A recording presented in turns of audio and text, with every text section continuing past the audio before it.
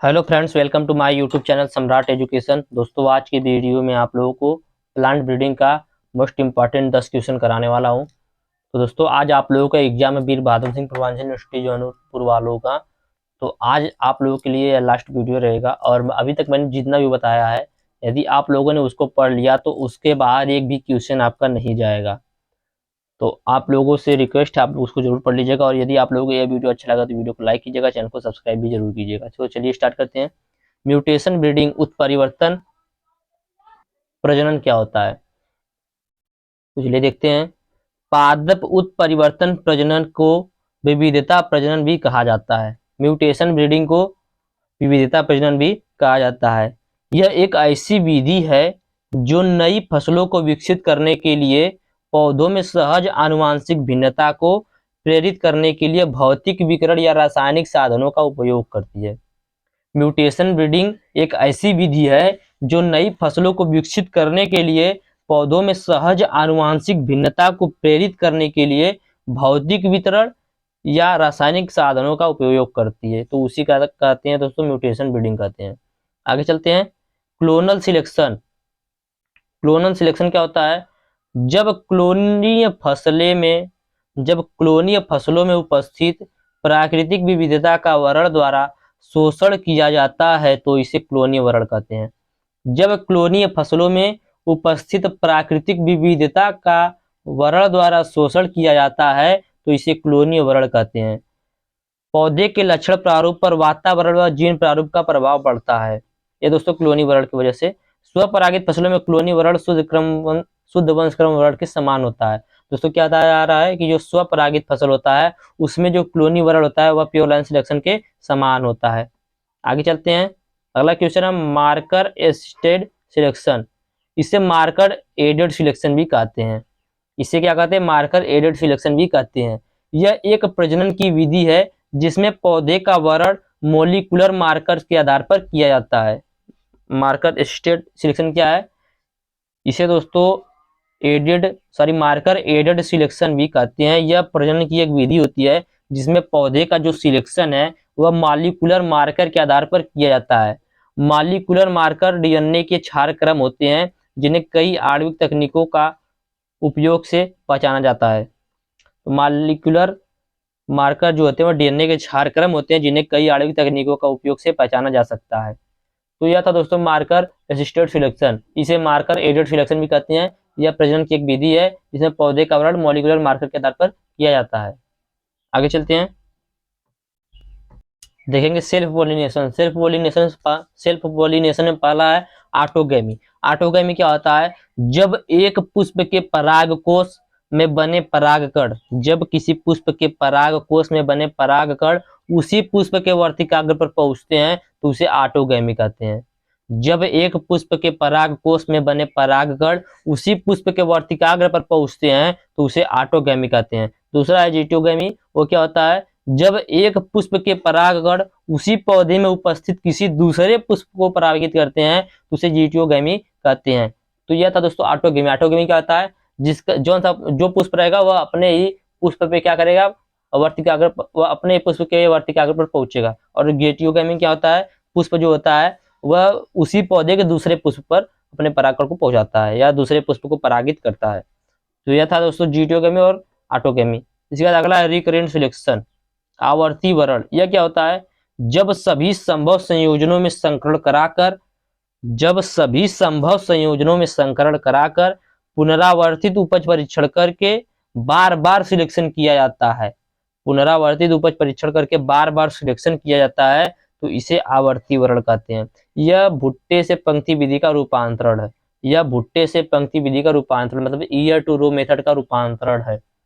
तो recurrent selection क्या होता है? जब सभी संभव संयोजनों में संकलन कराकर पुनरावर्तित उपज परीक्षण करके बार बार सिलेक्शन किया जाता है तो इसी को आवर्ती वरण कहते हैं। अब देखेंगे भुट्टे से पंक्ति विधि क्या होती है, ईयर टू रो मेथड। जब विविधतापूर्ण समष्टि में से उत्कृष्ट पौधे का आवरण करके इनके बीजों को अलग अलग एकत्रित कर पादप संततियां उगाते हैं तो इसे भुट्टे से पंक्ति विधि कहते हैं। जब विविधतापूर्ण समष्टि में से उत्कृष्ट पौधे का आवरण करके इनके बीजों को अलग अलग एकत्रित करके पादप संततियां उगाते हैं तो इसे भुट्टे से पंक्ति विधि कहते हैं। इस विधि में मक्के का बहुत अधिक उपयोग किया जाता है। जो भुट्टे से पंक्ति विधि है दोस्तों, इसमें मक्के का बहुत अधिक उपयोग किया जाता है। आगे दोस्तों हेट्रोजाइगोस्टी। हेट्रोजाइगोस्टी क्या होता है? किसी पादप समष्टि में हेट्रोजाइगस कंडीशन में उपस्थित जीनों की प्रतिशत आवृत्ति को उस समष्टि का हेट्रोजाइगोस्टी कहते हैं। किसी पादप समष्टि में हेट्रोजाइगस कंडीशन में मतलब विषम समयुग्मज अवस्था में उपस्थित जीनों की प्रतिशत अवस्था को या आवृत्ति को उस समष्टि का विषम समयुग्मजता कहते हैं। विषम समयुग्मजता दोस्तों जीन विनिमय के अनुक्रमानुपाती होता है। विषम समयुग्मजता दोस्तों जीन विनिमय के समानुपाती होता है। तो हेट्रोजाइगोस्टी क्या होता है? किसी पादप समष्टि में हेट्रोजाइगस कंडीशन में उपस्थित जीनों की प्रतिशत आवृत्ति उस समष्टि का विषम समयुग्मजता कहते हैं। थोड़ा सा बोलते बोलते जमाल लखरा जा रही है तो आप लोग मैनेज कर लीजिएगा। पेडिग्री मेथड, वंशावली चयन। पेडिग्री मेथड क्या होता है? जब विसंयोजी पीढ़ियों में दोस्तों इंडिविजुअल प्लांट प्रोजेनी में एकल पादप संतति उगाकर उनका रिकॉर्ड रखा जाता है तो इसे पेडिग्री मेथड कहते हैं। जब इंडिविजुअल प्लांट प्रोजेनी में एकल पादप संतति को उगाकर उसका एक रिकॉर्ड रखा जाता है तो उसी को पेडिग्री मेथड कहा जाता है। इसके बाद दोस्तों दूसरा है बल्क मेथड, पुंज विधि। यह क्या होता है? जब इंडिविजुअल प्लांट प्रोजेनी को व्यापारिक फसल की भांति उगाकर सभी पौधे को ढेर में एकत्रित कर लेते हैं, पुंज में एकत्रित कर लिया जाता है तो इसे बल्क मेथड कहते हैं। इस विधि का सबसे पहले उपयोग नीलसन एहले ने 1908 ईस्वी में किया था। तो बल्क मेथड क्या होता है? जब विसंयोजी पीढ़ियों का मतलब जब इंडिविजुअल प्लांट प्रोजेनी को व्यापारिक फसल की भांति उगाकर सभी पौधे को ढेर में एकत्रित कर लिया जाता है तो इसे बल्क मेथड कहते हैं। इस विधि का सबसे पहले उपयोग नीलसन एहले ने 1908 में किया था। तो इसको चलिए देख लेते हैं विपरीत रेखा। तो चलिए देखते हैं बल्क मेथड क्या होता है, बल्क मेथड का कैसी क्रिया सब होती है। तो पहले साल में क्या करते हैं? पेरेंट में दोस्तों क्रॉस कराते हैं, जनकों में क्या कराते हैं? संकरण कराते हैं। संकरण कराने के बाद दूसरे साल में क्या करते हैं? दूसरे साल में पौधे को उच्च दूरी पर उगाते हैं और सभी पौधे को पुंज में एकत्रित करते हैं। जो पौधे के बीज प्राप्त होंगे उनको पुंज में मतलब एक ढेर में एकत्रित कर लेंगे। तो दोस्तों यह प्रथम पीढ़ी यहाँ से हमें प्राप्त हो गई। इसके बाद दूसरी पीढ़ी और तीसरे वर्ष में क्या करते हैं? पौधे को व्यापारिक फसल की भांति उगाते हैं और सभी पौधे के बीजों को बल्क में एकत्रित कर लेते हैं या पुंज में एकत्रित कर लेते हैं। तो दोस्तों ये क्रिया जो होती है 3 बार करनी पड़ती है, 3 से 4 बार, इसीलिए 3 से 4 साल का यहाँ पर समय लगता है। तो F2 से F6 दोस्तों यहीं पर हो जाते हैं। मतलब दोस्तों दूसरी पीढ़ी से छठवीं पीढ़ी तक यही करना पड़ता है कि पौधे को व्यापारिक फसल की भांति उगाया जाता है और सभी पौधे के बीजों को पुंज में एकत्रित कर लिया जाता है। आगे दोस्तों 8वां साल में क्या किया जाता है?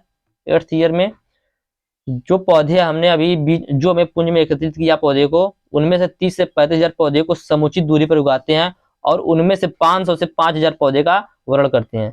पहले साल हमने क्या किया? पहले साल हमने पेरेंट में क्रॉस कराया।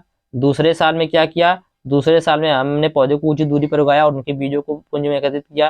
तीसरे साल में पौधे को व्यापारिक फसल की भांति उगाया और सभी पौधे को बीजों को पुंज में एकत्रित किया। फिर ये जो पुंज में बीज को एकत्रित किया है, इन्हीं पुंज में से इन पौधे को 30 से 35,000 पौधे को समुचित दूरी पर उगाते हैं और उनमें से जो अच्छे लक्षण वाले पौधे उनमें से 500 से 5,000 पौधे का सिलेक्शन करते हैं। फिर दोस्तों 9वें वर्ष में क्या करते हैं? 9वें वर्ष में एकल पादप संतति उगाते हैं और उत्कृष्ट संततियों का वरण करते हैं। 9वें वर्ष में उत्कृष्ट संततियों का वरण करते हैं। केवल 100 से 300 समरूप संततियों के बीज अलग अलग पुंज में एकत्रित करते हैं। तो ये 8वीं पीढ़ी में दोस्तों क्या होता है कि एकल पादप संतति उगाते हैं और उत्कृष्ट संतति का वरण करते हैं। और यह ध्यान दिया जाता है केवल 100 से 300 समरूप संततियों के बीच अलग पुंज में एकत्रित करते हैं। 10वें साल में क्या करते हैं? 9वीं पीढ़ी में इनका प्रारंभिक उपज परीक्षण करते हैं। जो यहाँ से प्राप्त हुई है उनका प्रारंभिक उपज परीक्षण करते हैं। और 11वें से 13वें वर्ष में क्या करते हैं? मतलब 10वीं पीढ़ी से 12वीं पीढ़ी में ये जो प्रारंभिक उपज परीक्षण प्राप्त किए हैं उनमें उनसे जो प्राप्त हुआ उसका समन्वित उपज परीक्षण करेंगे। क्या करेंगे? समन्वित उपज परीक्षण करेंगे। उसके बाद दोस्तों 14वें वर्ष में हमें जो है बीज प्राप्त होगा, जो वैरायटी प्राप्त होगी उसका बीज गुणन करेंगे। बीज गुणन करने के बाद उसे किसानों में वितरित कर देते हैं। तो यही थी बल्क मेथड। बल्क मेथड क्या होता है? जब इंडिविजुअल प्लांट प्रोजेनी को व्यापारिक फसल की भांति उगाकर सभी पौधे को ढेर में एकत्रित कर लिया जाता है तो उसे बल्क मेथड कहते हैं। आगे चलते हैं, देखेंगे बैक क्रॉस मेथड क्या होता है। जब F1 पीढ़ी के पौधे का किसी एक जनक से बार बार प्रतिप संकरण कराया जाता है तो इसी विधि को प्रतिप संकरण कहते हैं। जब F1 पीढ़ी के पौधे का किसी एक जनक से बार बार प्रतिप संकरण कराया जाता है तो दोस्तों उसी को प्रतिप संकरण कहते हैं। इसके फलस्वरूप क्या होता है कि जो नई किस्म प्राप्त होती है उसका जीन प्रारूप उसके जनक के लगभग एक समान होता है। दोस्तों प्रतिप संकरण का मतलब होता है कि जैसा उसका जनक होगा उसी के समान जो नया जीन प्रारूप प्राप्त होगा वह भी होगा। तो इसको भी देख लेते हैं। दो पैरेट में क्रॉस कराते हैं दोस्तों, एक अनावर्ती है, एक दूसरा है आवर्ती। इनमें क्रॉस कराते हैं पहले साल में, और दूसरे साल में क्या होता है, हमें दूसरे साल में आवर्ती जनक से प्रतिप संकरण कराते हैं। दूसरे वर्ष में क्या करते हैं, आवर्ती जनक से प्रतिप संकरण कराते हैं।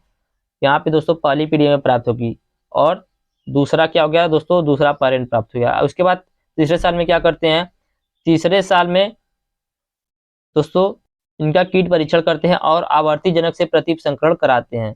चौथे से सातवें वर्ष में क्या करते हैं, आवर्ती जनक से प्रतिप संकरण कराते हैं। उसके बाद आठवें वर्ष में क्या करते हैं, कीट परीक्षण करते हैं और रोगरोधी पौधे को स्वपरागण कराते हैं। नौवें वर्ष में क्या करते हैं, एकल पादप संतति उगाते हैं और रोगरोधी पौधे में स्वपरागण कराते हैं, और प्रत्येक पौधे के बीज को अलग अलग एकत्रित करते हैं। 10वें साल में क्या करते हैं, एकल पादप संतति उगाते हैं, रोगरोधी और उत्कृष्ट पौधे के बीजों को मिश्रित कर पुंज बना लेते हैं। और दोस्तों 11वें वर्ष में क्या करते हैं, पुनरावर्तित उपज परीक्षण करते हैं। उसके बाद 12वें वर्ष में बीज का गुणन करते हैं और किसानों को वितरित कर देते हैं। तो दोस्तों यह थी बैकक्रॉस मेथड। बैकक्रॉस मेथड क्या होता है, जब F1 पीढ़ी के पौधे का किसी एक जनक से बार बार प्रतिप संकरण कराया जाता है तो इसी विधि को प्रतिप संकरण कहते हैं। आप लोग यहाँ पर देख सकते हैं कि जो F1 पीढ़ी है उसी का देखिए बार बार जनक से संकरण कराया जा रहा है। यहाँ पर देख सकते हैं, यहाँ पर देखिए, और यहाँ पर सभी जगह देखिए बार बार कराया जा रहा है, इसीलिए बैकक्रॉस मेथड है। तो उम्मीद करते हैं आप लोग समझ में आया होगा। वीडियो अच्छा लगा तो वीडियो को लाइक कीजिएगा, चैनल को सब्सक्राइब जरूर कीजिएगा। धन्यवाद, जय हिंद।